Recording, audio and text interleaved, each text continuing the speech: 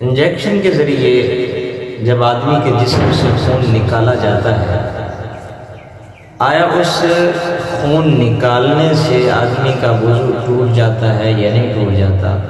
جب وہ سوئی نکالی جائے بہر خون بھی نہ نکلے جسم کے اوپر، تو آیا اب اس صورت میں کہ اس کا خون ظاہر نہیں ہوا، اس کے زخم سے نشان بھی نہیں لگا، خون کا دھبا بھی نہیں آیا اس آدمی کا وضو ٹوٹے گا یا نہیں ٹوٹے گا؟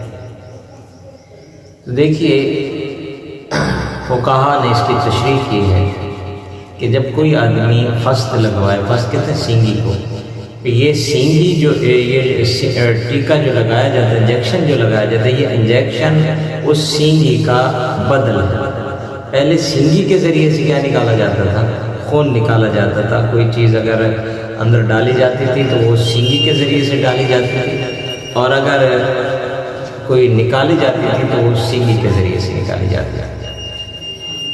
تو اب اگر انجیکشن کے ذریعے سے اگر کسی نے خون نکالا اور وہ خون اتنا مقدار میں نکالا کہ وہ خون اگر جمع کر دیا جائے تو وہ اس مقدار کو پہنچ جائے کہ وہ اگر وہ بہنا اس کی صفت میں داخل ہو جائے کہ وہ بہہ جائے، تو اس سے آدمی کا وضو ٹوٹ جائے گا، وضو باقی نہیں ہے۔